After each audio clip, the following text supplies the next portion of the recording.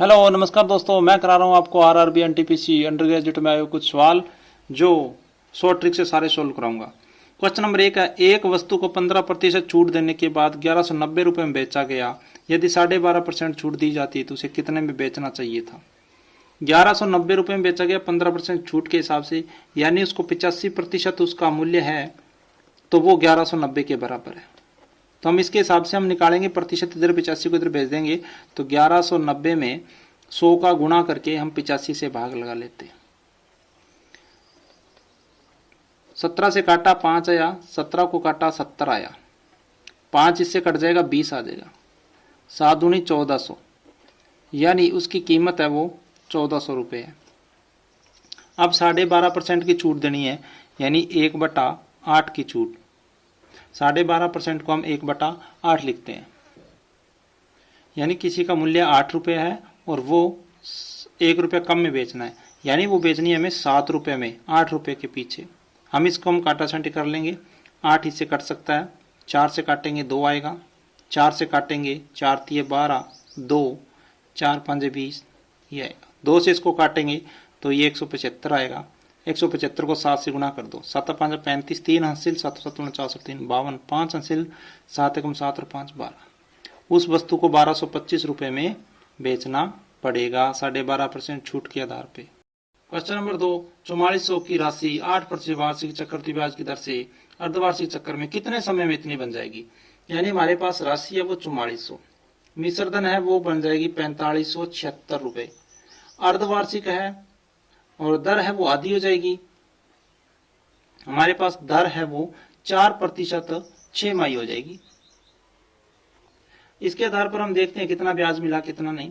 ये और दोनों अनुपात काट सकते हैं, समानुपात में है। इसको हम 4 से काटेंगे तो 1100 आएगा, इसको हम 4 से काटेंगे तो ये आएगा 11, 2 बच गए 4, 1 बच गया 16, 1144। ये 11 से कट रहा है, ये 11 से कट रहा है, फिर इसको 11 से काटेंगे तो 100 आएगा, इसको 11 से काटेंगे तो 104 है। हमारे पास मूलधन 100 रुपया था और वो 104 हो गया, यानी 4%। 1 वर्ष का समय आ रहा है, 1 वर्ष है वो 1 6 माही के बराबर है, तो उसको दर है वो बराबर हो गई, देखो 4% और इधर भी 4%, और तो हमारे पास समय आया 6 माही, यानी 6 महीने आएगा, उसका समय आएगा वो 6 महीने। कितने समय में? 6 महीने में। तीसरा सवाल, धारा के अनुकूल और प्रतिकूल दिशा में एक नाव की गति क्रम से 14 किलोमीटर 8 किलोमीटर है, धारा की गति क्या होगी। इसमें दोनों को जोड़ करके 2 का भाग लगा दो तो हमारे पास नाव की गति आ जाएगी, दोनों को घटा करके 2 का भाग लगा दो तो हमारे पास धारा की गति आ जाएगी। तो दोनों को घटाएंगे, 14 में से 8 गया, 6/2 बराबर 3 किलोमीटर पर घंटा धारा की गति आएगी। दोस्तों आशा करता हूँ कि ट्रिक समझ आ गई होगी। क्वेश्चन नंबर 4, एक समवर्त शंकु के आधार का व्यास 60 सेमी, इसकी ऊंचाई 16 सेमी, शंकु का वक्र पृष्ठीय क्षेत्रफल ज्ञात कीजिए। पहले हमें शंकु का चित्र बना लेते हैं। ऐसे ये हमारे पास शंकु है, इसका जो व्यास दे रखा है d है वो 60 है, तो हमारे पास त्रिज्या है वो 30 सेमी आ जाएगी। अब इसकी जो ऊंचाई दे रखी है इसने वो 16 सेमी है, h 16 सेमी है। हमें ज्ञात करना है वक्र पृष्ठ। वक्र पृष्ठ होता है πr/l। हमें l की आवश्यकता है, इसकी आवश्यकता है कर्ण की, और ये हमारा लंब है, ये आधार है। आधार हमारे पास 30 है, इसकी 16 है लंबाई। तो हम क्या करेंगे, l निकालने के लिए 16 का स्क्वायर प्लस 30 का स्क्वायर जोड़ लेंगे। 16 का स्क्वायर 256 होगा, 30 का स्क्वायर 900 होगा। हम दोनों को जोड़ेंगे, यानी इसका साथ वर्गमूल चलता जाएगा, इन दोनों जोड़ेंगे 1156 आएगा। 1156 का हम वर्गमूल करेंगे तो 34 आएगा, जो l है वो 34 आएगा हमारे पास। अब इसका πr/l याद कर लेते हैं, 22/7, r हमारी को 30 दे रखी है, l हमें 34 दे रखा है,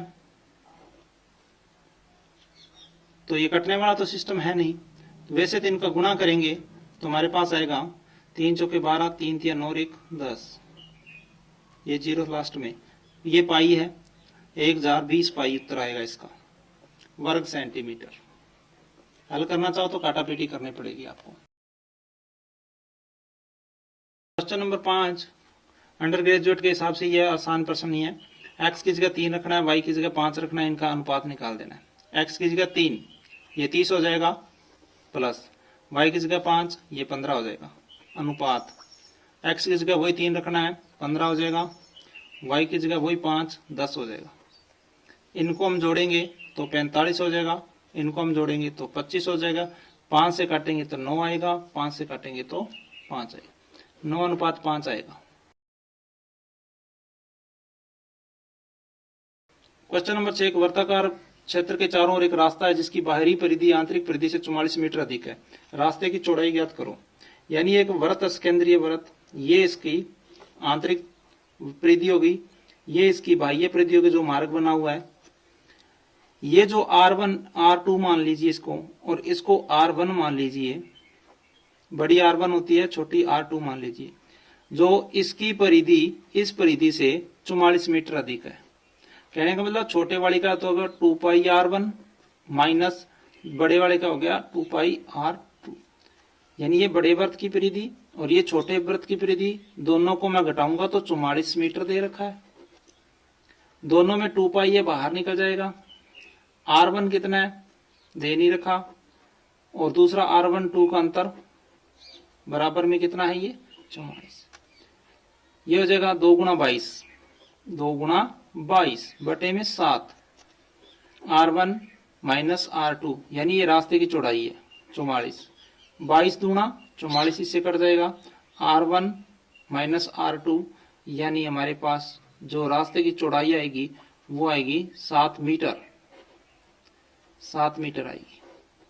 दोस्तों आशा करता हूं कि ट्रिक समझ आ गई होगी। क्वेश्चन नंबर 7, इस प्रकार के क्वेश्चन सभी शिफ्टों में आ रहे हैं। यदि P 713 संख्या 11 से विभाज्य तो P का सबसे छोटा पूर्णांक ज्ञात कीजिए। यानी इसमें विषम संख्याओं का जोड़ कर लीजिए और सम संख्याओं को जोड़ कर लीजिए। विषम संख्याओं का जोड़ 10 आ रहा है माइनस, और सम संख्याओं का जोड़ P+1 आ रहा है। या ये बराबर होना चाहिए या इसमें 11 का अंतर होना चाहिए। +1 इधर चला जाएगा,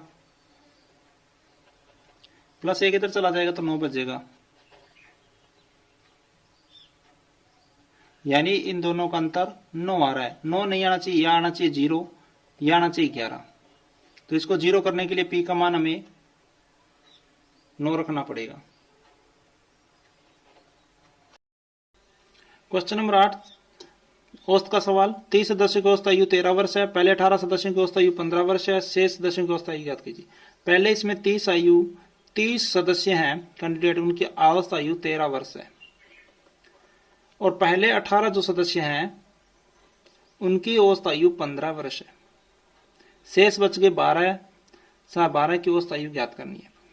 30 की 13 है, 18 ने 15 ले ली, यानी 18 जने ने 2 एक्स्ट्रा ले ली, वो एक्स्ट्रा इसमें से कम हो जाएगी।